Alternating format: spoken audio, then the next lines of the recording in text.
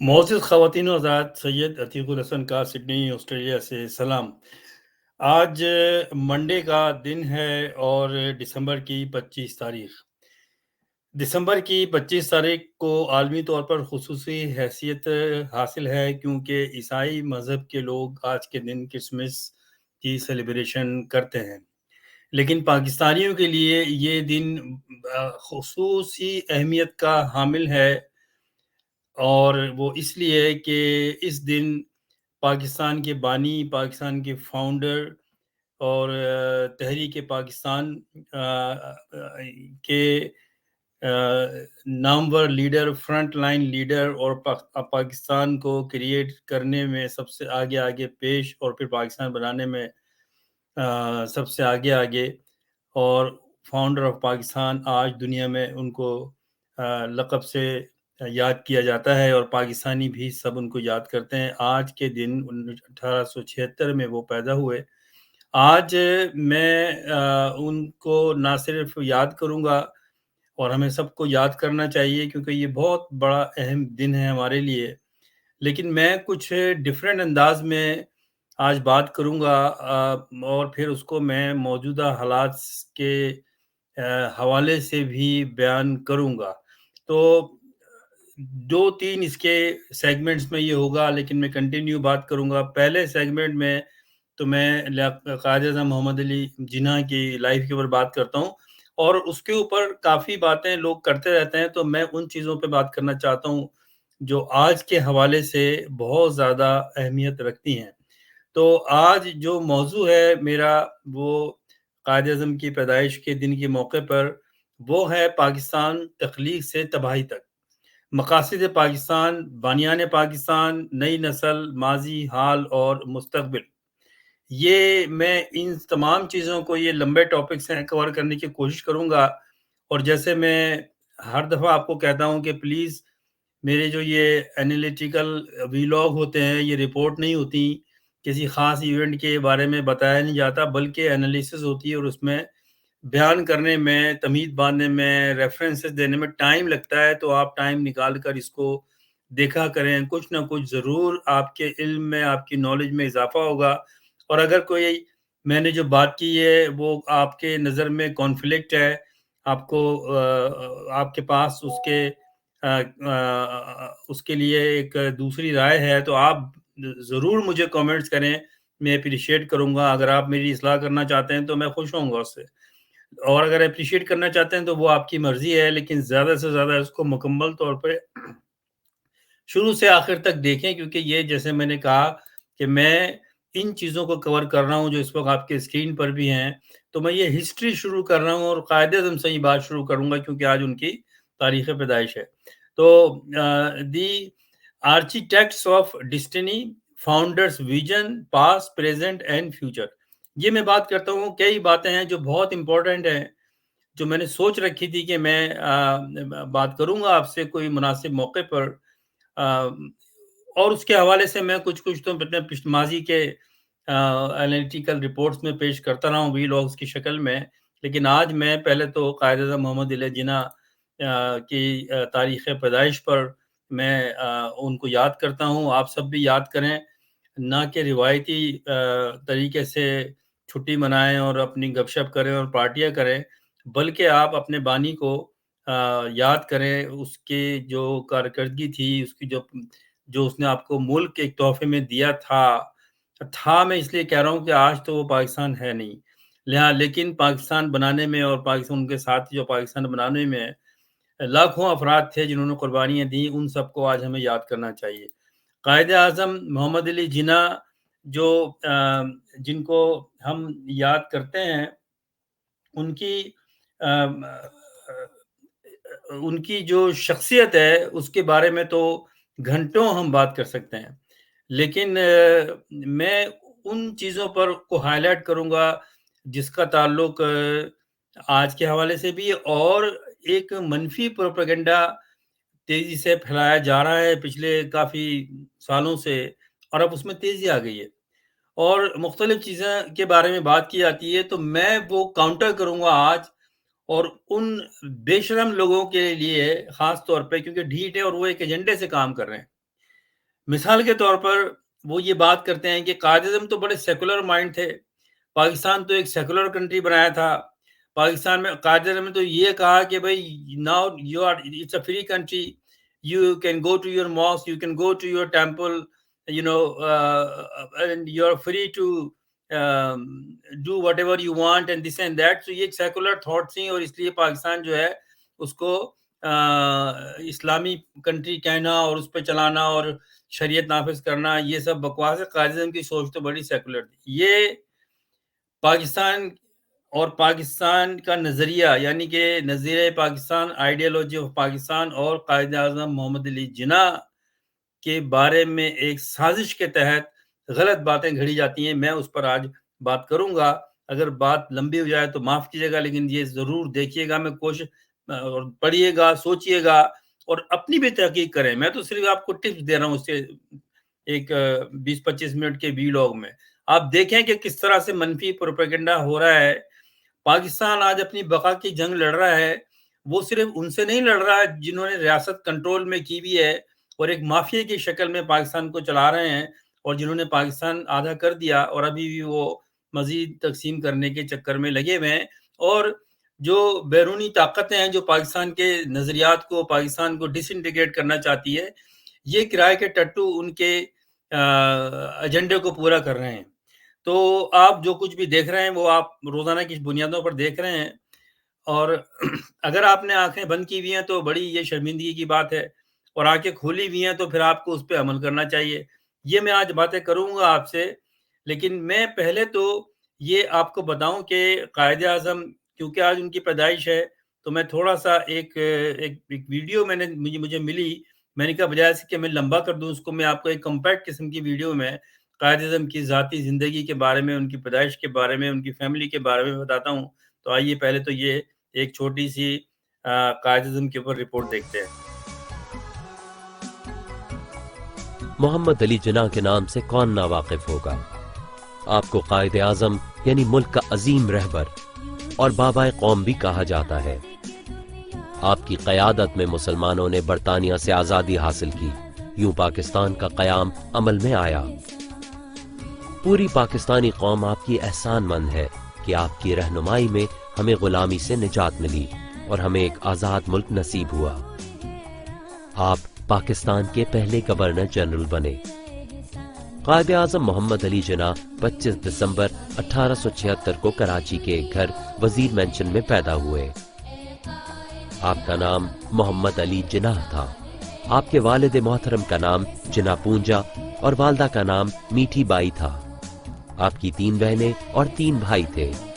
بہنوں کا نام مریم، فاطمہ اور شینی جناح، اور بھائیوں کا نام احمد علی، بندے علی اور رحمت علی تھے.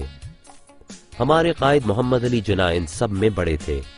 آپ کے والد گجرات کے ایک مالدار تاجر تھے. وہ قائد اعظم کی ولادت سے کچھ عرصے پہلے کاٹھیا وار سے کراچی منتقل ہو گئے تھے. آپ کی مادری زبان گجراتی تھی، لیکن آپ کو کچھی، سندھی، اردو اور انگریزی زبانوں پر بھی پورا عبور تھا. قائد اعظم بچپن ہی سے بہترین کی تلاش میں رہتے، اور اس دوران آپ نے کئی اسکول تبدیل کیے. آپ نے 16 سال کی عمر میں میٹرک جامعہ بمبئی سے پاس کیا.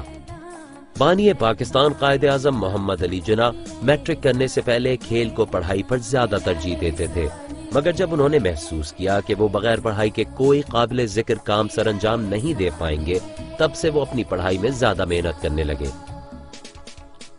میٹرک کے بعد والد محترم کے کہنے پر اسی سال آپ ایک برطانوی کمپنی میں ملازم ہو گئے اور تربیت کے لیے لندن منتقل ہو گئے. برطانیہ منتقلی سے پہلے والدہ محترمہ کے اصرار پر آپ کی شادی ایمی بائی سے کر دی گئی، لیکن شادی کے کچھ ہی عرصے بعد وہ بیماری سے انتقال فرما گئی. لندن میں کچھ عرصے ملازمت کرنے کے بعد آپ کو مزید تعلیم کا شوق ہوا.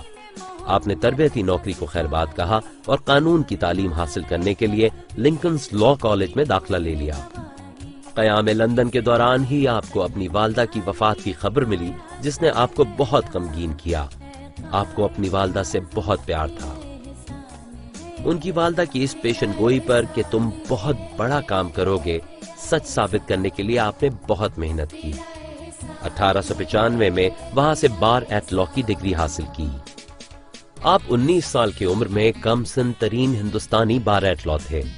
1896 میں محمد علی جناح نے ہندوستان کی سیاست میں حصہ لینا شروع کیا۔ آپ شروع میں ایک آزاد اور خود مختار ہندوستان کے حامی تھے۔ آپ کی نظر میں انگریزوں سے آزادی حاصل کرنے کے لیے بہترین راستہ قانونی اور آئینی ہتھیاروں کا راستہ تھا۔ تو آپ نے یہ مختصر سا ایک جائزہ دیکھا ان کی پیدائش اور ان کی ذاتی فیملی لائف کے حوالے سے۔ آج یہ پروپیگنڈا کیا جا رہا ہے اور بدقسمتی سے جو سو کولڈ انٹلیکچوئلز ہیں، بک رائٹرز ہیں، جنہوں نے بیرونی ملکوں سے مدد لے کر وہاں پر پی ایچ ڈی کی، پھر کتابیں لکھیں، اور وہ کتابیں ان کی اس لیے مشہور ہیں کیونکہ یہ ایک بین الاقوامی ایجنڈا بھی ہے اور ہمارے دو ہمسایہ دشمن ممالک ہیں ان کا ایجنڈا بھی ہے۔ تو وہ ہر اس آدمی کو پروموٹ کرتے ہیں، ان کے کیے ہوئے کام کو پروموٹ کرتے ہیں، ان کی تحریروں کو پروموٹ کرتے ہیں، ان کی کتابوں کو، جو anti Pakistan movement, anti Quaid Azam اور اینٹی وہ ان لوگوں کے خلاف جنہوں نے پاکستان کے لیے قربانیاں دیں اور یہ ثابت کرنے کی کوشش کرتے ہیں کہ پاکستان تو بنا ہی غلط تھا، پاکستان کے بارے میں تو فلاں لیڈر نے فلانی بات کی، وہ ثابت ہوا، اگر دیکھیں پاکستان تو دو ٹکڑے ہو گیا، اور یہ اس لیے یہ پاکستان کا آئیڈیا غلط تھا کیونکہ پاکستان تو ختم ہو گیا، یہ بات ساری۔ تو اس طرح سے مینوپولیٹ کیا جاتا ہے کہ جس پر دل خون کے آنسو روتا ہے کہ ایک طرف تو ہمارے بزرگوں نے 20 لاکھ لوگوں نے ان علاقوں سے جو ہندوستان میں رہ گئے وہاں سے پاکستان میں ہجرت کی، اس میں اردو بولنے والے بھی تھے، پنجابی بولنے والے بھی تھے، بنگالی بولنے والے بھی تھے، اور وہ مغربی پاکستان اور مشرقی پاکستان میں آئے، اور اس کے بعد میں مشرقی اور مغربی پاکستان کو میں دل و جان سے کام کیا، انتھک محنت کی، 10 سال کے اندر پاکستان کو کھڑا کر دیا۔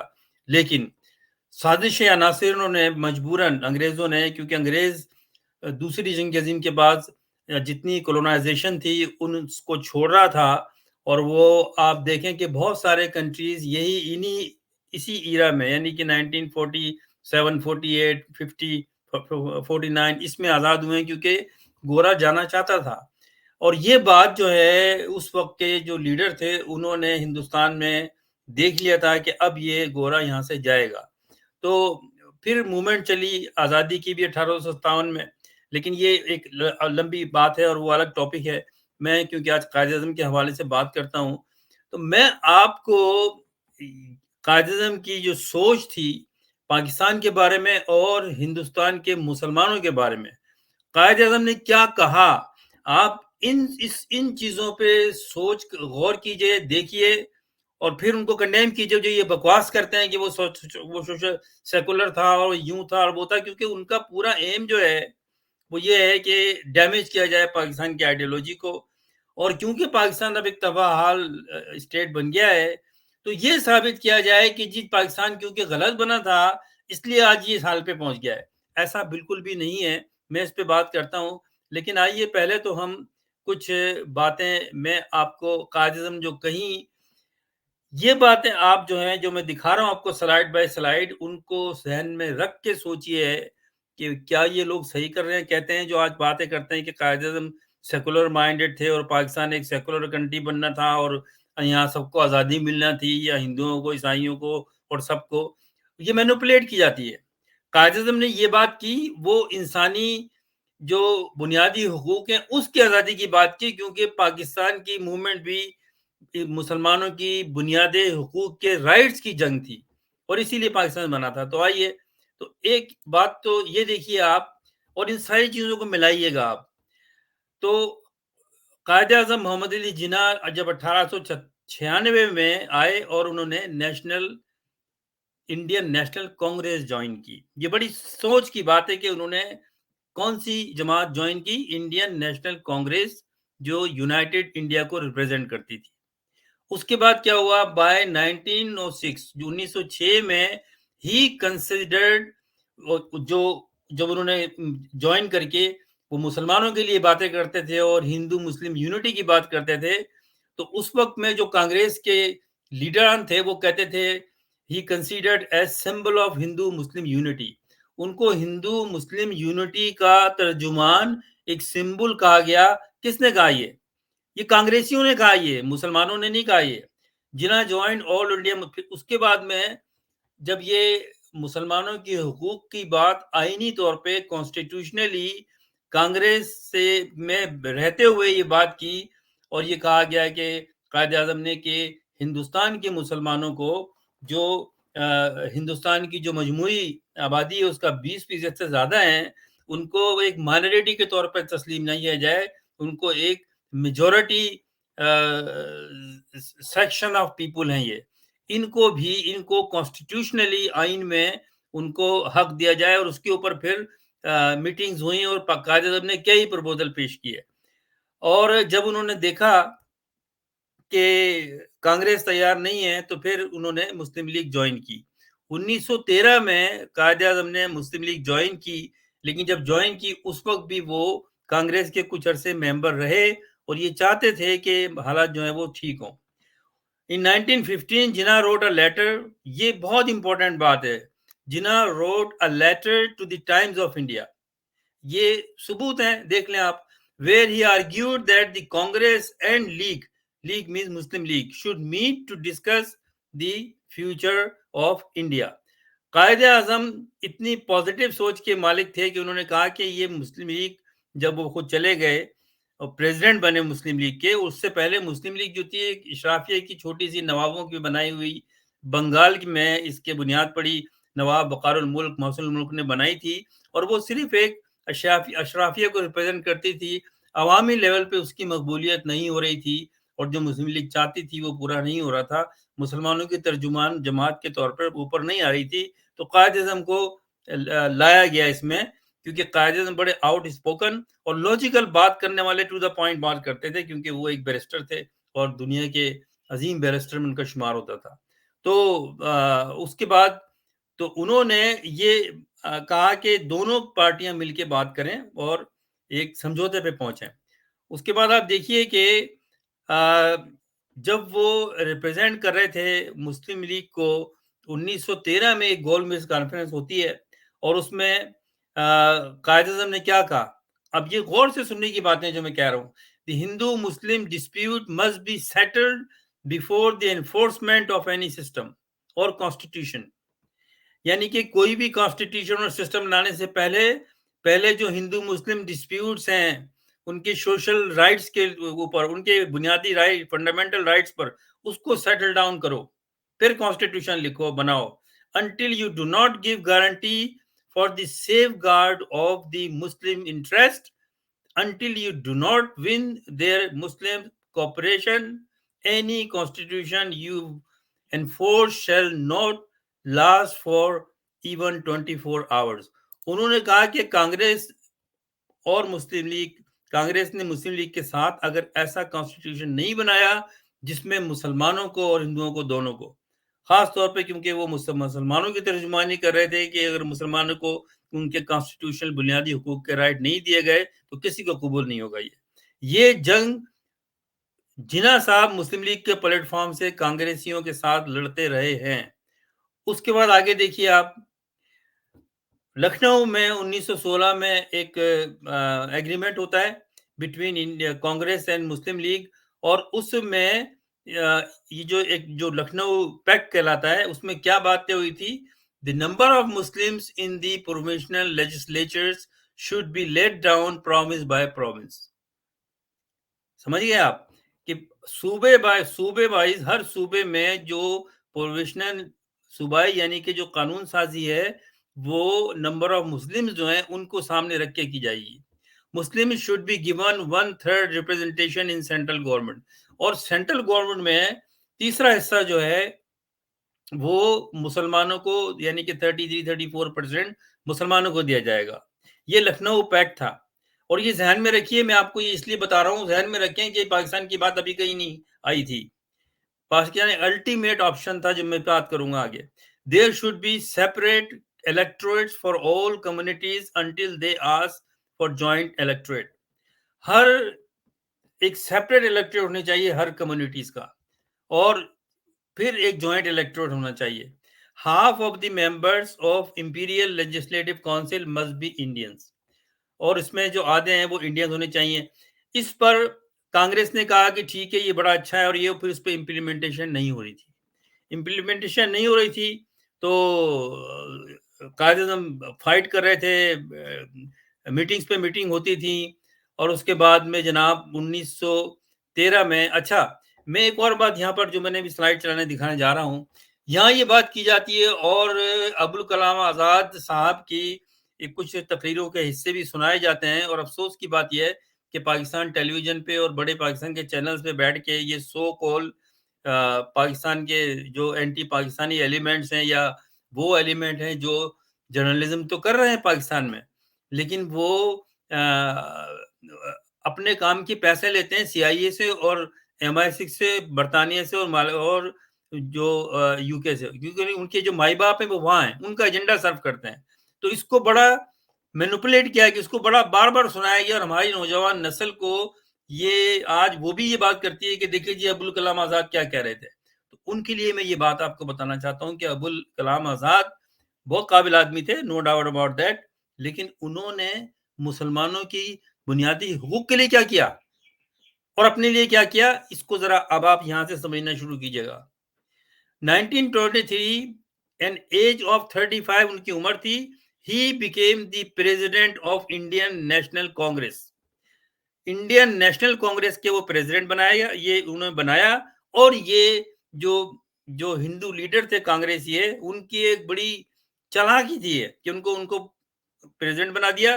Then enjoyed the position of secretary general, اس کے بعد سیکرٹری جنرل بنے, and then he became the president of Congress.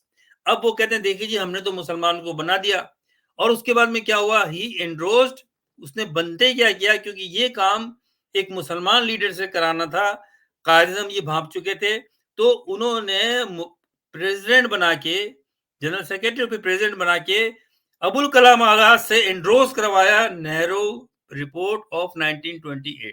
یہ کارنامہ سر انجام دیا مولانا ابوالکلام آزاد نے, کیونکہ بیسیکلی ہی واز این اپارچونسٹ, اس کو اپنی سیٹ چاہیے تھی, جیسے آج کل کے جو مولوی ہے فضل الرحمان جیسے, اس ٹائپ کے بندے آدمی تھا یہ, which did not provide for separate electorates. اور وہ ایجنڈا منظور کیا جو قائد اعظم نے کہا تھا کہ ہمیں سیپریٹ الیکٹوریٹ چاہیے.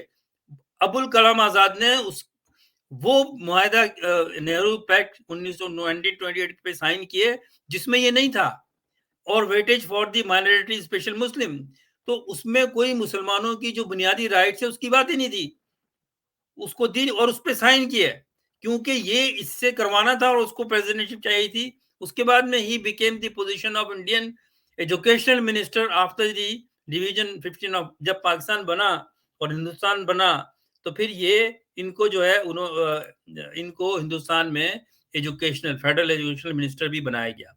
یہ کانگریس کے ساتھ رہے, کانگریس سے پورے مزے اٹھاتے رہے, عہدے لیتے رہے, جنرل سیکرٹری کا عہدہ لیا, پریزیڈنٹشپ کا عہدہ لیا, ایجوکیشن منسٹر بنے, لیکن کہیں پر بھی انہوں نے مسلمانوں کے حقوق کے لیے کچھ نہیں کیا.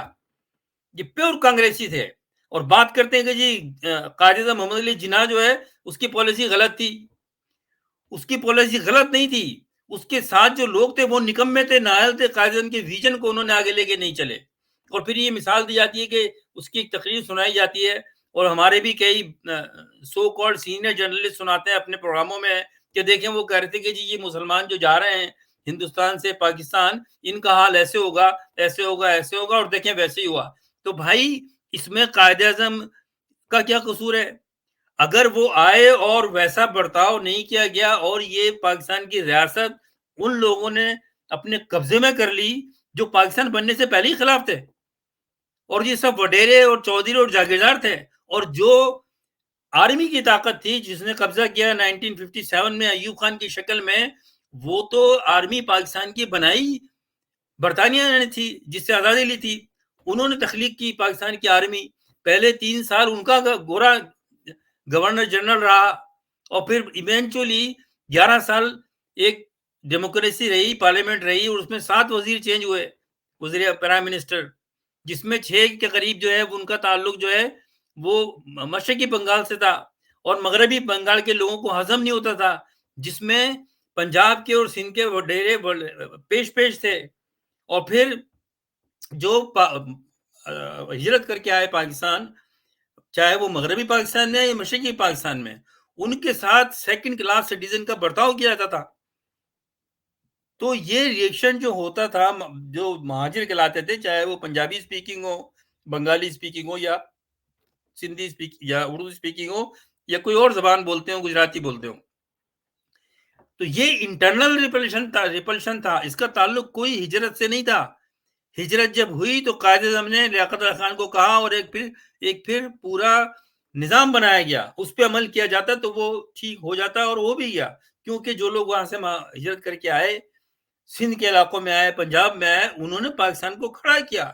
اس پہ کوئی دو رائے نہیں ہے کہ سب سے زیادہ سی ایس پی آفیسر، پڑھے لکھے لوگ اسٹیبلشمنٹ میں، سارے ان لوگوں نے کام کیا دن رات. ان کے پاس یہ پیپر پن نہیں ہوتی تھی تو کانٹے لگاتے تھے. انہوں نے محنت کی. ہم نے اپنے بزرگوں کو دیکھا محنت کرتے ہوئے، پاکستان کو کھڑا کرتے ہوئے. اور پاکستان میں کوئی ایسا ان کو مسئلہ وہ نہیں ہے جو ہندوستان میں ہندوؤں کو ہے. تو یہ بکواس کی جاتی ہے ساری. پاکستان کی آئیڈیالوجی کو کنڈیم کرنے کے لیے سہارا لیا جاتا ہے اس شخص کا جس نے انجوائے کیا پوری زندگی کانگریس میں بیٹھ کر. سمجھ گئے آپ؟ اب آگے چلیے. تو یہ تو تھا اس کا ابوالکلام آزاد کا بیہیویئر پاکستان کے لیے. اور افسوس کی بات ہے کہ آج کے پاکستان کے جو ہمارے سو کال جرنلسٹ انٹلیکچوئل ہے، وہ ٹی وی کے پروگراموں میں بیٹھ کے، اور کئی لوگ، میں آگے نام لوں گا، اور مجھے بہت غصہ آتا ہے ان کو، بجائے ان کے کہ ان کو کنڈیم کرنا چاہیے، ان کو آج کل پروموٹ کیا جا رہا ہے. ریاست ان کو پروموٹ کر رہی ہے یہ زہر پھیلانے میں کہ یہ پاکستان تو بنے غلط تھا، پاکستان ایک سیکولر کنٹری ہونا چاہیے تھا. یہ آل ربش ہے. میں نے آپ کو سلائیڈ دکھاتا جا رہا ہوں، میں آپ کو دیکھتے جائیے. اب 1940 میں جب قرارداد پاکستان منظور ہوئی اور پھر پاکستان کا کانسیپٹ باقاعدہ طور پہ گراؤنڈ پر کیمپین چلائی گئی، اس میں کیا تھا؟ اب سنیے اس بات کو غور سے آپ لوگ، بجائے اس کے کہ آپ آج کے پاکستان کو گالیاں دیں اور کہیں کہ یہ غلط بنا تھا. یہ سنیے آپ کیا تھا اس میں. یہ اس کی بریف ہے. کور اس کا جو متن ہے وہ یہ ہے: India is not a nation. یہ 1940 کی بات ہے، یہ پاکستان بننے سے 7 سال پہلے کی بات ہے. India is not a nation. اور یہ بات میں آپ کو بتاؤں کہ انڈیا کبھی بھی ایک ملک نہیں تھا، الگ الگ ریاستیں تھیں. اور جو یہ کہتے ہیں کہ ہزاروں سال پرانا ہے انڈیا، تو بھائی پھر 15 اگست کیوں مناتے ہو جشن آزادی؟ آپ تو کوئی ہزاروں سال پرانا کا کوئی دن نکالیں جب انڈیا وجود میں آیا تھا. لیکن انڈیا کبھی بھی ایک ملک نہیں رہا. یہ ایک لوز الگ الگ ریاستیں تھیں، اور جب انگریز آئے تو انہوں نے بھی الگ الگ ریاستوں میں اپنا قبضہ کیا مختلف ٹائمز میں. اور بنگال سے شروع کیا، یہ وہاں سے جو ایسٹ انڈیا کمپنی آئی تھی انہوں نے بنگال میں پہلے اپنا قبضہ کیا. تو یہ 1940 میں بھی کہا گیا India is not a nation Noor a country. وہ ملک نہیں تھا. It is a sub continent of nationalities. مختلف جو نیشنلٹیز ہیں، جو ان کا ایک مرکب تھا، وہ ایک کمپوزیشن تھی. وہ in Hindus and Muslims being the two major nations in India. All India جو جس کو بھارت کہتے تھے. The Hindus and Muslims belong to two different religions, philosophies, social customs and literature. یہ جو میں سلائیڈیں دکھا رہا ہوں اس میں سب سے امپورٹنٹ سلائیڈ یہ ہے. اس کو میں نوجوانوں سے کہوں گا کہ بار بار دیکھیے، جائیے تحقیق کیجئے، ان لوگوں کو آپ کاؤنٹر کیجئے جو پاکستان کی آئیڈیالوجی کو گالیاں دیتے ہیں، اپنی نااہلی جو ہے ان کے کھاتے میں ڈالتے ہیں جنہوں نے یہ محنت کر کے قربانیاں دے کے پاکستان بنایا. تو اس میں فردر یہ ہے کہ the Hindus and Muslim being two different religious philosophies special custom and literature. They neither intermarry nor interdine and nor belong to two different civilization.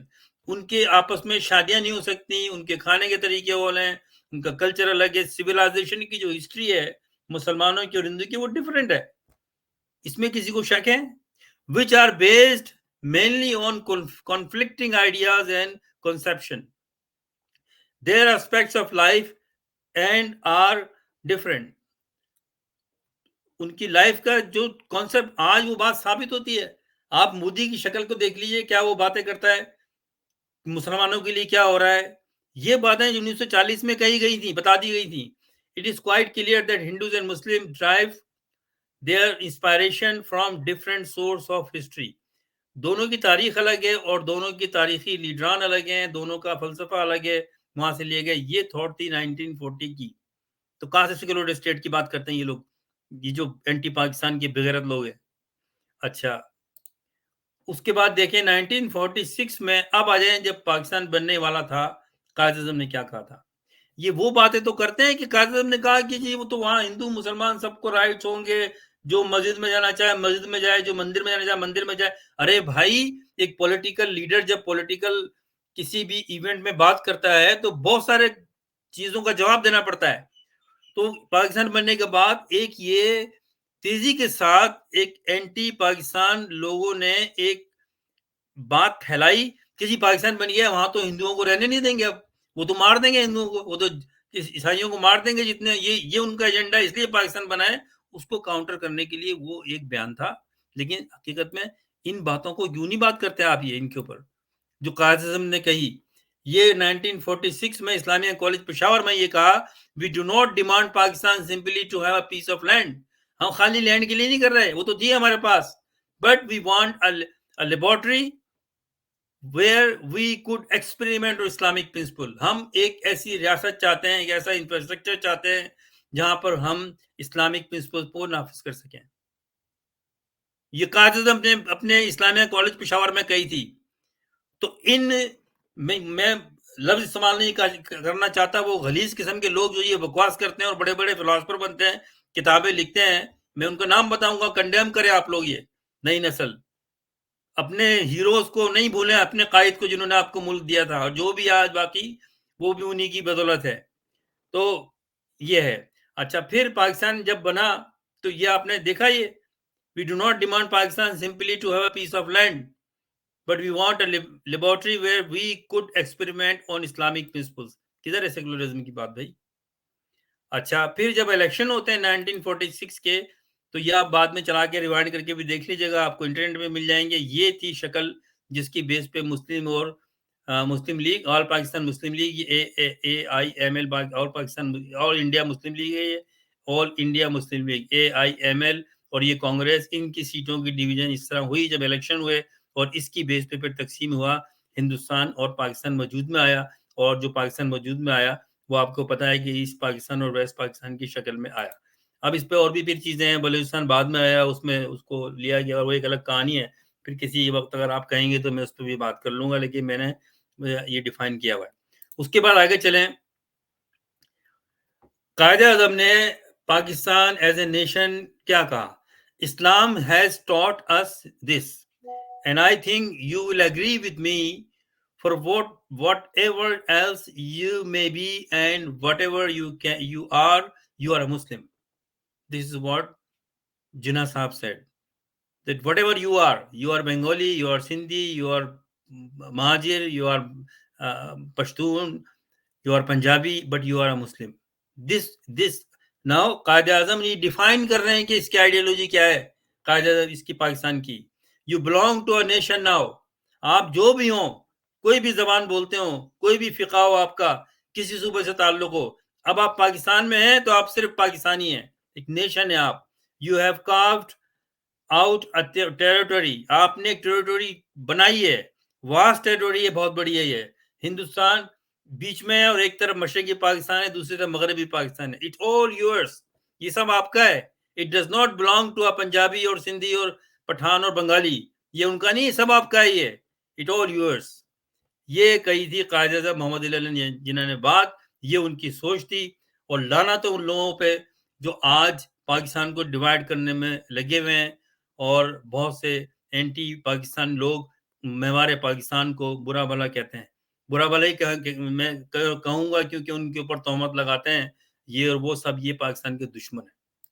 اگر آپ نے کچھ کتابیں لکھنی بیٹھ کے, اور آپ کو کسی آپ کی جو پاکستان دشمن عناصر ہیں انہوں نے باہر بیٹھ کے آپ کو سویڈن میں یا ڈنمارک میں یا جرمنی میں بیٹھ کے آپ کو ڈگری دے دی, تو آپ اس کا مطلب یہ نہیں کہ آپ اپنے اس ملک کو گالیں دیں گے جہاں سے آپ پاسپورٹ لے کے نکلے ہو, جہاں آپ پیدا ہوئے تھے. یہ بہت بغیرتی کی بات ہے, اور پھر آپ نئی نسل کو گمراہ کر رہے ہو. اچھا, 57th nation state of United nations, Pakistan emerged as a sovereign state on 14th of August 1947. 57واں ملک تھا اس وقت جو 14 اگست کو بنا.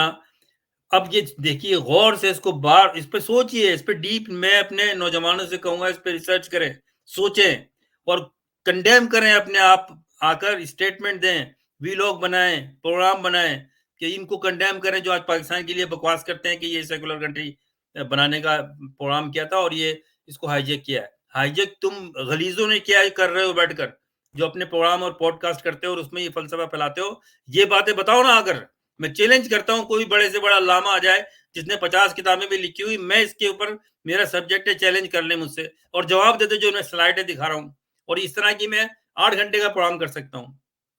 Basic ideology of Pakistan was what? 3 چیزیں تھی مین۔ سوورنٹی بلانگس ٹو اللہ، اللہ جو ہے وہ مالک ہے، اسی کی، وہ ہم سب کا مالک ہے، وہ سوورن ہے۔ Islamic state governed by teaching of Quran and سنہ، یہ آئیڈیالوجی پاکستان کی، کہ پاکستان کی اسٹیٹ جو ہے وہ ٹیچنگ ہوگی قرآن کی اور سنہ کی۔ کدھر سے سیکولرزم آ گیا؟ کدھر سے دوسرے چیزیں آ گئیں؟ اور اگر آپ ایک قرآن اور سنہ پہ چلو گے تو دوسرے جو فرقے کے مذاہب کے لوگ ہیں ان کو بھی آزادی دی گئی ہے اسلام میں، ان کے رائٹس ہیں ایز اے مائنورٹی، وہ کور ہو جاتے ہیں اس میں۔ To have the distinct religious, political, economical, cultural and social identity of Muslims۔ تیسرا یہ کور ایلیمنٹ یہ ہے آئیڈیالوجی آف پاکستان کا، to save distinct religious, political, economical, cultural and social identity of Muslims. یہ تھا جی ہماری آئیڈیالوجی پاکستان کی جو ہم بات کرتے ہیں۔ پھر قائد اعظم نے کیا کہا؟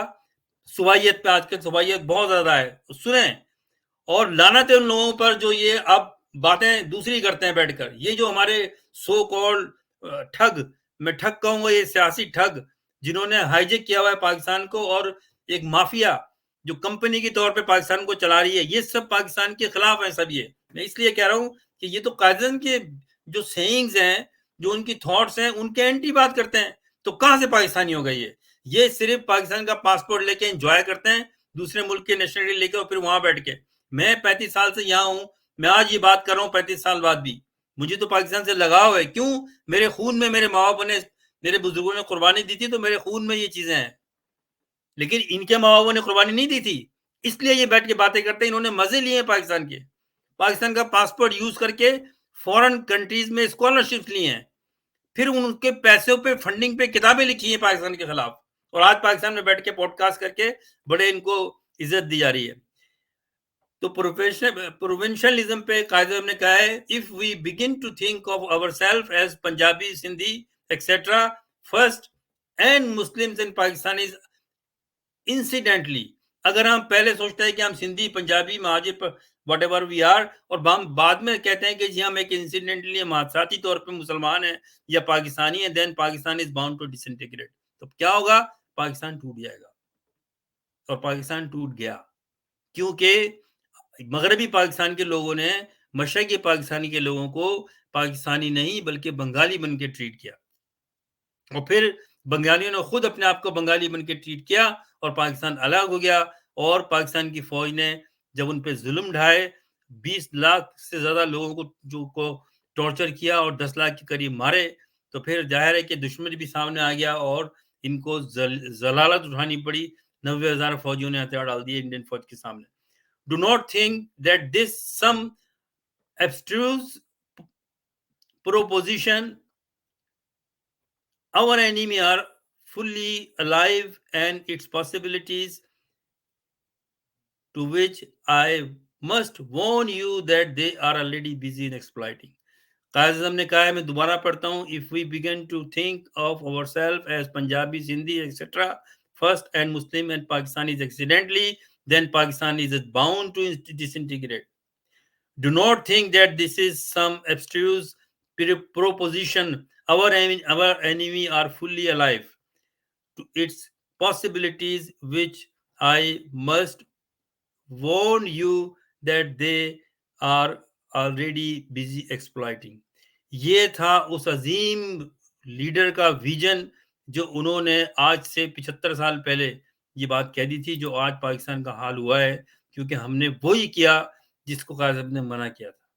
اینٹی پاکستان لوگوں نے، جو جن کے ہاتھ میں آج پاکستان ہے، قبضے میں ہے. میں تو سمجھتا ہوں یہ انٹی پاکستانی ہے, یہ پاکستان کے دشمن ہے. یہ جو مافیا جو یہ چلا رہی ہے, اگر یہ ایسی نہیں ہوتی تو ہم آزادی سے پاکستان میں نہیں بیٹھے ہوتے اپنے ملک میں. جو کام یہاں ہم ان کے لیے کرتے ہیں, یہاں کی حکومتوں کے لیے, اپنے لیے وہاں نہیں کر رہے ہوتے پاکستان کے لیے. ہم بھی تو یہاں بڑے عزت سے کماتے ہیں, پروفیشنل فیلڈ میں کام کر رہے ہیں, اور میرے ایسے سارے 1 کروڑ پاکستانی ہیں جو محنت کرتے ہیں مختلف فیلڈ میں. کیا وہ پاکستان کے لیے نہیں کر سکتے تھے؟ لیکن آپ نے ان کو رکھنا ہی پسند نہیں کیا, آپ نے ایسے حالات کریٹ کر دیے. پھر قائد اعظم نے ایک جگہ کہا, our duty to state comes first. ہماری ڈیوٹی جو ہے وہ کم پہلے آتی ہے. our duty to our province, to our district, to our town and to our village and ourself come next. ہمارا جو صوبہ ہے, ہمارا جو ڈسٹرکٹ ہے, ہمارا جو ٹاؤن ہے, ہمارا جو گاؤں ہے, اور ہم خود, ہمارے یہ جو ڈیوٹی ہے اپنے آپ کو سب یہ بعد میں آتی ہے, پہلے آپ کا ملک ہے. یہ کہا تھا قائد اعظم نے. کیا ہم نے اس پہ عمل کیا؟ آج گالیاں دیتے ہیں بغیرت پاکستان کے نظریات کو. آپ کو اتنا اچھا ملک دیتا اس شخص نے, تو اور پھر کیا الزام لگاتے ہیں ان کے اوپر. اگر آپ کا باپ ایک گھر بنا کے آپ کو دے کے چلا جاتا ہے, اور پھر اس کے مرنے کے بعد آپ بھائی آپس میں بہنیں لڑنا شروع کر دیتے ہو, اور پھر اس کی وجہ بتاتے ہو کہ ہمارے باپ نے گھر ہی غلط بنایا تھا, وہ ہیں آپ لوگ بغیرت. جب میرا دل جلتا ہے تو میں یہ باتیں کرتا ہوں. آپ جو بھی چاہے, اس کا مطلب جو بھی مجھ پہ ریمارک دیں, کچھ بھی کرے, میں کہوں گا یہ بات. یہ کیونکہ پاکستان جو ہے وہ قائد اعظم کے یہ جو ساری میں نے باتیں کی, اس میں کیا بات سامنے آئی ہے؟ بانی پاکستان نے کہا تھا کہ افسر شاہی کا کام ملک کا انتظام سنبھالنا ہے, فوج کا کام سرحدوں کی حفاظت کرنا ہے. غور سے دیکھیں آپ یہ قائد اعظم نے کیا کہا تھا. کیا اس پہ عمل کر رہے ہیں؟ یہ اس پہ عمل کر رہے ہیں؟ یہ اینٹی پاکستان ایلیمنٹ ہے. یہ اینٹی پاکستان ایلیمنٹ ہے جس نے قبضہ کیا ہوا ہے. کیونکہ یہ قائد اعظم کے جو نظریات تھے, جو ان کے قول تھے, جو ان کا سبق تھا, اس پہ انہوں نے عمل نہیں کیا, اور اس کے خلاف عمل کیا ہے. آج ملک 2 حصوں میں بٹ گیا, اور آج مزید ٹکڑے کرنے کے اوپر کام ہو رہا ہے. اور جو لوگ بچانا چاہ رہے ہیں ان کو جیلوں میں ڈال کے کیسز بنائے جاتے ہیں ان کے اوپر, اور جو باہر نکل گئے کسی طرح سے, ان کو پاکستان آنے پر ٹڑیاں دی جاتی ہیں کہ آؤ گے سیدھے, ہم اٹھا کے تمہیں جیل میں ڈال دیں گے. فوج کا کام قائد اعظم نے کہا تھا سرحدوں کی حفاظت کرنا ہے, اور سیاستدانوں کا کام آئین کی پاسداری اور حکومت کی پالیسیاں بنانا ہے. یہ کام ہے سیاستدانوں کا, جو نااہل سیاستدان نہیں کر سکتے, کیونکہ وہ تو فوج کے بنائے ہوئے ٹٹو کولے ایجنٹ ہیں. اصل غدار وہ ہیں جو بانی پاکستان کے اصولوں اور پیغام سے منحرف ہوئے. میرے نزدیک تو وہ ہیں اصل غدار, اور آپ دیکھ رہے ہیں کہ وہ کون لوگ ہیں. اب مزید میں اس پہ کیا کہوں. تو یہ ہے پاکستان کی کہانی. اور اب آ جائیے چند باتیں میں آپ کو بتاؤں. میں دیکھتا رہتا ہوں کچھ پروگرام, اور مجھے بڑا خون کھولتا ہے, لیکن ظاہر ہے کہ میرے پاس ٹائم نہیں ہوتا, لیکن میں روزانہ اس پہ بات کروں, اور وہی باتیں بار بار کرنے کا کوئی فائدہ نہیں ہے. آج میں نے موقع کی مناسبت سے یہ بات کی ہے, یقین ہے کہ آپ یہ دوسروں کو بھی یہ دیں گے, کیونکہ یہ ایک سبق آموز میری ایک جو یہ ویلاگ ہے, یہ خالی یہ ایک ویلاگ نہیں ہے جیسے for sake of having a vlog. It's analytical report, اس میں نے سارے فیکٹس دیے ہیں آپ کو بتائے ہیں, آپ جا کے سرچ کر لیں. تو پاکستان میں جو ہے اصل میں بات ساری یہ ہے, ہوا یہ ہے کہ پاکستان بننے کے فوراً بعد ہی وہ طبقہ تھرو آرمی, کیونکہ آرمی جو برطانیہ نے بنائی تھی نا, یہ تو گورے بہت چلاک تھے. وہ جا رہے تھے اس لیے کہ ان کی مجبوری تھی, وہ کولیپس ہو گئے تھے سیکنڈ ورلڈ وار میں, معاشی طور پہ برباد ہو گئے تھے. تو جہاں جہاں ان کی کولونائزیشن تھی, حکومت تھی امپائر کی, یوکے کی, وہ چاہ رہے تھے کہ یہاں سے جان چھوڑا کے نکلیں, لیکن ایسا ایک میکینزم بنا دیں کہ پھر بھی ہمارے کنٹرول میں رہے.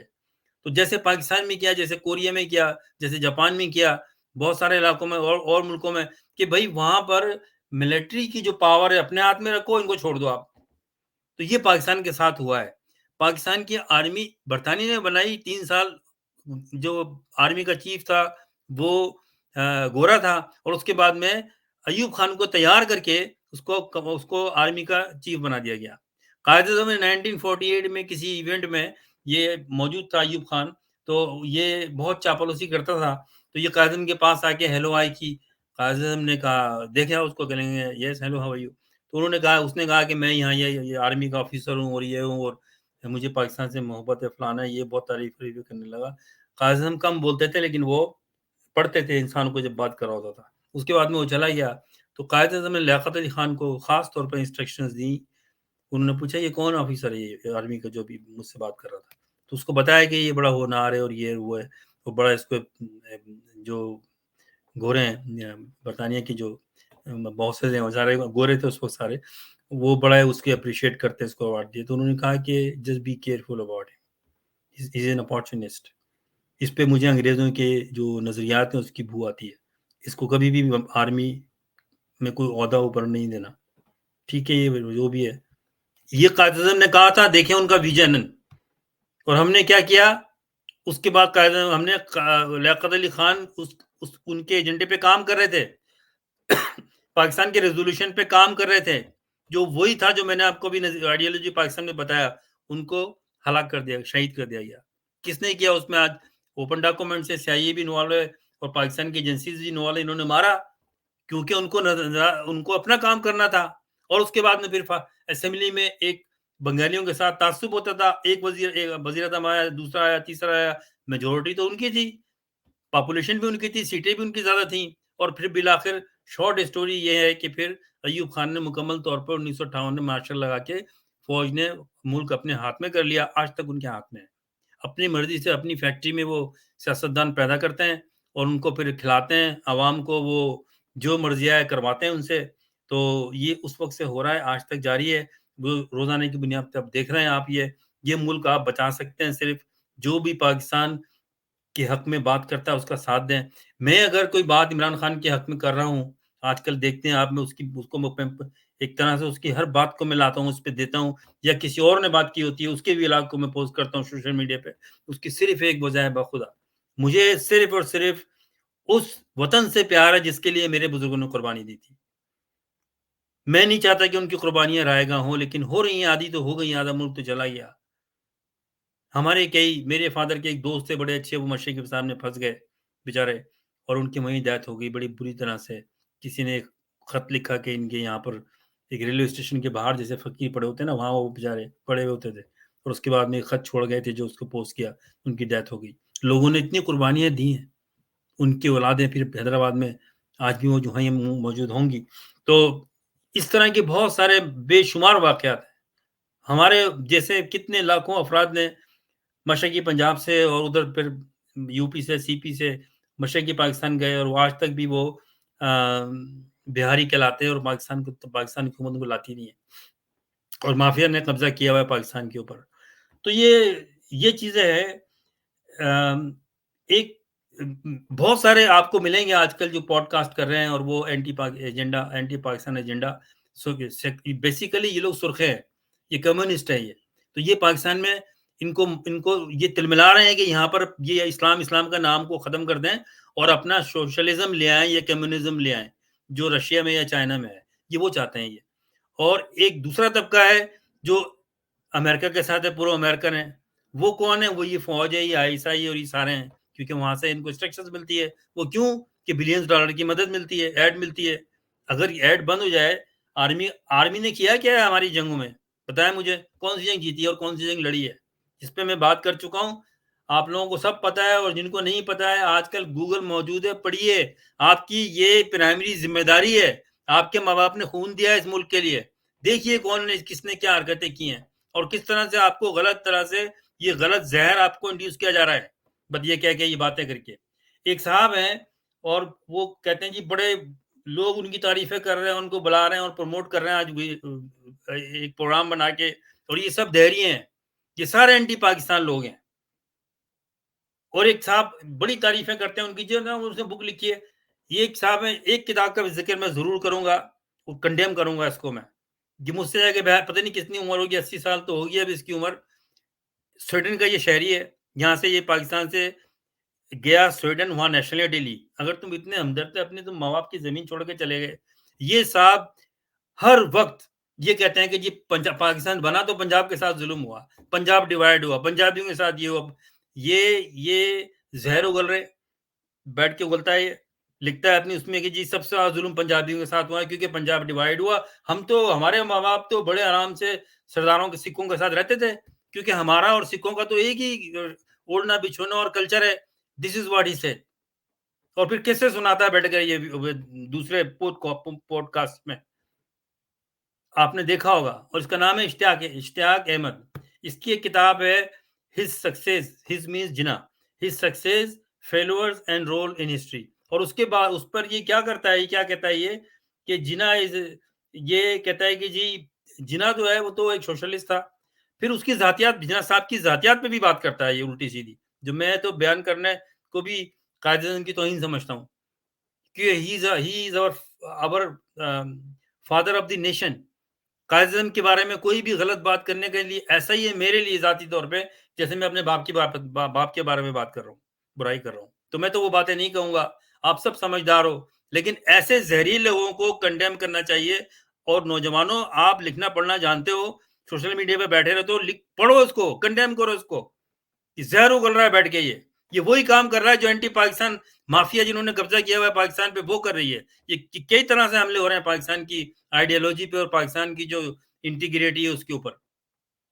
اگر آپ نے قائد اعظم پہ کتابیں پڑھنی ہیں تو بجائے اس کے کہ یہ جو اپارچونسٹ لوگ ہیں، اینٹی پاکستان جو ایلیمنٹ ہے، جو نقاب بدل کے اپنے اوپر آ کے ٹی وی پہ آرام سے بیٹھ کے بات کرتے ہیں، تو آپ ان کو پڑھیں جو ایک نیوٹرل رائٹر ہیں، ہسٹورین ہے. میں آپ کو ایک کتاب ریکمینڈ کرتا ہوں، ایک انگلش آتھر ہے اور وہ ہے اسٹینلے وارپرٹ کی کتاب ہے. اور اس کتاب میں انہوں نے جناح صاحب کے بارے میں لکھا ہے، اور انہیں جو ہے یہ کہا ہے، میں اس کا کوٹ نکالتا ہوں آپ کو، بڑا زبردست کوٹ ہے. وارپرٹ نے اپنی کتاب میں یہ آپ نوٹ کر لیں، میں آپ کو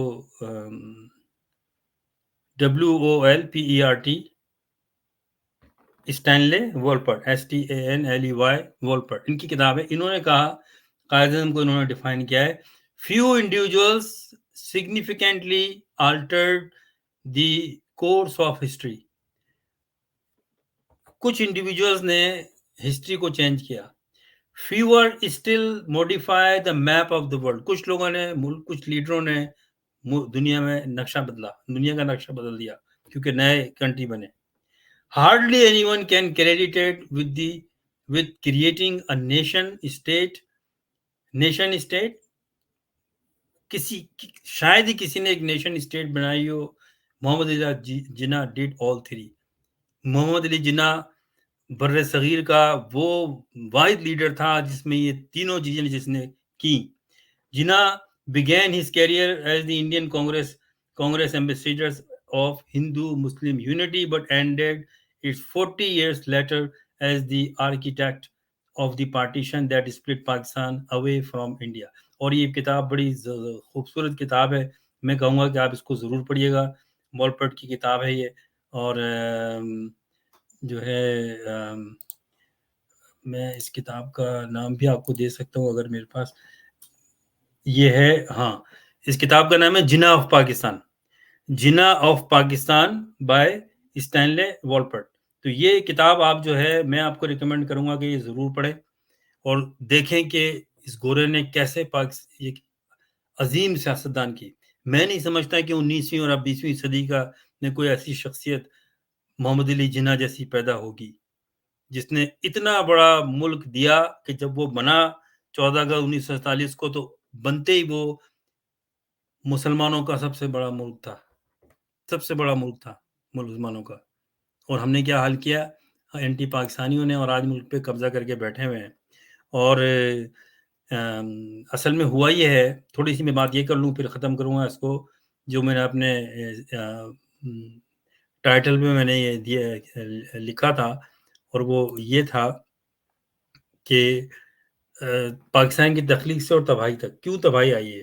بات یہ ہوئی ہے، کچھ چیزیں تو نیچرلی ہوئی ہیں. پاکستان بننے سے پہلے سے ہی کچھ لوگ پاکستان کے خلاف تھے، اور پھر وہ بڑی خوبصورتی سے پاکستان میں بھی آ گئے، شامل ہو گئے.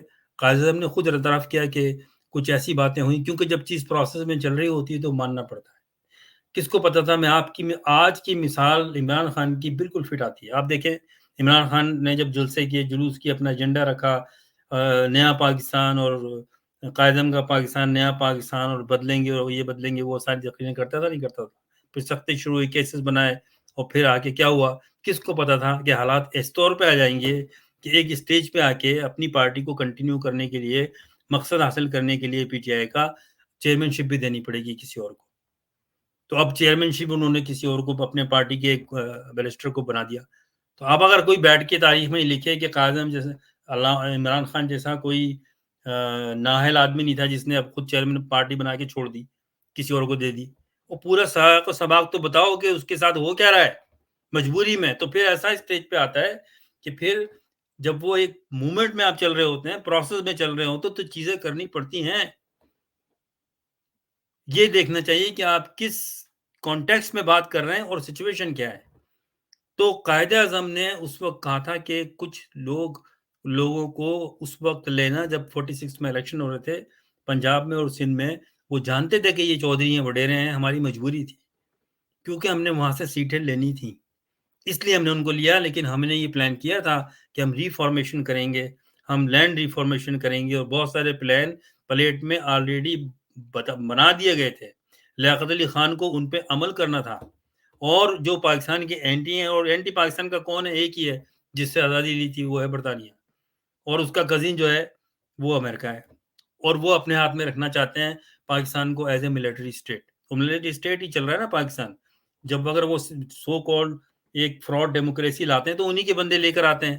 عمران خان بیچ میں آ گیا کیونکہ وہ تو ان کی کسی نرسری میں پڑھا نہیں ہے، اس کو بھی کئی جگہوں پہ مجبور کیا.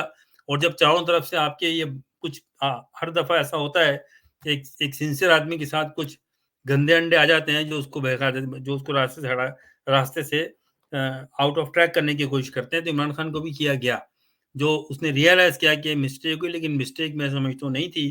تو ایک سچویشن ہوتی ہے اس پہ، کسی پہ اگر میں کسی سے بات کر رہا ہوں اور میں جھوٹ بول دوں اور میری بات پہ یقین کر لے تو اس کا کیا قصور ہے اگر میں جھوٹ بولنے پہ آ گیا ہوں. اور اب تو جھوٹ عام ہے. اب تو یہ ثابت ہو گیا ہے کہ پاکستان کی عدلیہ ہو، آرمی ہو، پولیس ہو، بیوروکریسی ہو، یہ سب بدعنوان ٹولہ، جھوٹا ٹولہ ہے. یہ بدعنوان عناصر کا جھوٹا ٹولہ ہے جو قابض ہے اور وہ اپنی مرضی سے ملک چلانا چاہتا ہے. اب ہوا یہ ہے کہ یہ 75 سالوں میں ایک تو جنریشن وہ تھی جس نے پاکستان بنایا تھا، وہ آلموسٹ ختم ہو گئی ہے. ان کی اولادیں تھیں جو پاکستان میں بڑے ہوئے، جس میں میں شامل تھا. تو میں نے بہت سی چیزیں تو ہوتی ہوئی دیکھی ہیں. 1972 میں میٹرک میں تھا. اس کے بعد سے مجھے چیزیں اچھی طرح یاد ہیں جو میں اپنے ویلاگس میں دیتا ہوں. مجھے کوئی ریفرنس دینے کی ضرورت نہیں ہے، میں نے خود دیکھا ہوا ہے کہ کیا ہو رہا تھا اس وقت پاکستان میں. 77 کے الیکشن میں 3rd ایئر میں تھا یونیورسٹی میں. تو مجھے بڑے اچھی طرح یاد ہے کہ کس طرح سے دھاندلی کی گئی اور اس کے بعد میں کیا ہوا، بھٹو کو کس طرح پھانسی ہوئی، یہ سب مجھے پتا ہے. تو جب یہ کسی بھی سو کالڈ سیاستدان کو لاتے ہیں یا کسی وڈیرے کو، چودھری کو، اس کو سیاست کا پھر وہ لبادہ اوڑھ کے لے کے آتے ہیں، اپنا کام نکالتے ہیں. جب کام ہو جاتا ہے پورا تو پھر اس کو خاموشی سے اسیسینیشن کروا دیتے ہیں. وہ پتہ نہیں لگتا کہ کس نے مارا. آج تک پتہ نہیں چلا کہ بے نظیر کا قاتل کون تھے. پتہ تو ہے لوگوں کو کون تھا. بھٹو کو پھانسی جو دی گئی، مرڈر تو ہوئے تھے بھٹو کے زمانے میں، بہت مرڈر ہوئے تھے. میں نے ابھی آرٹیکل لکھا تھا بھٹو ایول جینیس. اس نے بہت سارے اچھے کام بھی کیے لیکن اس نے ملک صحیح طرح نہیں چلایا. جو اصلاحات کی اس نے وہ ناکام ہوئی ساری. پھر اس نے اس کے ملک میں پروونشنلزم بہت زیادہ اوپر چلا گیا. پھر بنگلہ دیش کو توڑنے میں جو اس نے کام کیا وہ اہم رول تھا، جو یحییٰ خان نے آرمی نے اس سے کروایا جو چاہتے تھے، اور اس نے کر دیا کیونکہ اس کو پرائم منسٹر بننا تھا. تو ہمارے لیے تو بدنصیبی کی بات یہ کہ ہمیں جو لیڈر ملے ہیں وہ بھی ایسے ملے کہ وہ ایک وقت میں اپنے ایجنڈے پورا کرنے کے لیے آرمی کے ساتھ مل گئے، جو آج بھی ہو رہا ہے. اب بہرحال تیسری نسل وہ ہے جو ہمارے بعد ہے، جو اب جوان ہو گئی ہے، جو 20s میں 30s میں ہے. انہوں نے پاکستان کو اگر رکھنا ہے تو آگے لے کے چلنا ہے. آپ نے یہ جو ایک مارکا چل رہا ہے اس وقت، اس میں آپ نے رول پلے کرنا ہے. آپ نے باہر آنا ہے. آپ کو اگر جیل ہو جائے تو کوئی پرواہ نہیں ہے، کیونکہ آپ نے آگے آپ کی اور آپ کی نسلوں کو پاکستان قائم رکھنے کے لیے یہ جدوجہد اور یہ قربانی دینی پڑے گی. اب جو کچھ بھی ہو رہا ہے مجھے نہیں پتا، میں تو مطمئن نہیں ہوں. جو آج کل یہ مافیا کمپنی جو ہے کر رہی ہے، یہ الیکشن ہونے دے گی یا نہیں ہونے دے گی، اور ہونے دے گی تو اس میں اپنے مرضی کے رزلٹ لائیں گے جیسے پہلے لائیں، تو پھر کیا ہوگا. لیکن لگتا یہی ہے کہ پاکستان کا حال بہت خراب ہوگا اگر ایسا کیا.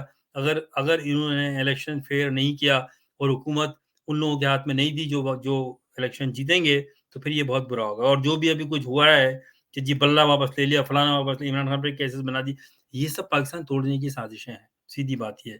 عمران خان اگر اتنا اسمارٹ نہیں ہوتا، اس طرح نہیں سوچتا، مجیب کی طرح بیٹھ کے چیلنج کر دیتا، تو یہ ابھی پاکستان میں خون کی ندیاں بہہ رہی ہوتی.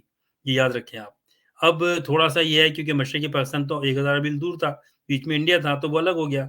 یہاں پر خون ریزی ہوگی بہت زیادہ، کیونکہ انہوں نے جو حال کیا ہوا ہے بلوچوں کا اور پٹھانوں کا، یہ صحیح نہیں ہے. یہ صحیح نہیں ہے. میں نے 2-3 سال سے یہ بات کر رہا ہوں. پچھلے کئی لوگوں میں کہا میں نے، ایک تو ٹائٹل بھی تھا کہ یہ بلوچستان اور خیبر پختونخوا کو الگ کرنے کا سارا انتظام ہے، اور کمپنی جو ہے وہ اپنے آقاؤں کے اس ایجنڈے پر کام کر رہی ہے. پھر انشاءاللہ آپ سے بات ہوگی. قائد اعظم کو یاد کیجیے. قائد اعظم زندہ باد، پاکستان زندہ باد. ہمارے بزرگوں کی جو قربانیاں ہیں ان کو یاد کیجیے، ان کو یاد کیجیے. اور ہم تو سب یہ چاہتے ہیں کہ پاکستان جو بھی ہے اب رہے، کیونکہ ہماری آنے والی نسلیں اور اب جو نسلیں پاکستان میں ہیں ان کو اس ملک کو آگے لے کے چلنا ہے. تو آپ باہر نکلیے. یہ ایک ٹیسٹنگ ٹائم ہے. پاکستان اس وقت دورائے پہ کھڑا ہے. 8 فروری کو کے بعد کیا ہوگا فیصلہ ہو جائے گا. یا پاکستان صحیح ٹریک پہ آ جائے گا یا پاکستان ختم ہو جائے گا. یہ بات میری نوٹ کر کے رکھ لیں آپ. لہٰذا یہ آپ جو میں نے آج باتیں کی ہیں آپ سے، یہ زیادہ سے لوگوں کو پلیز کیجیے گا، کیونکہ شاید آپ لوگوں کو ایک اویئرنیس کریٹ ہو. ایٹ لیسٹ میری بات بھلے نہ مانے، اویئرنیس کریٹ ہو. آپ خود جا کے اسٹڈی کریں اور دیکھیں کہ کیا ڈرامہ ہو رہا ہے پاکستان کے ساتھ. پاکستان زندہ باد، پاکستان پائندہ باد.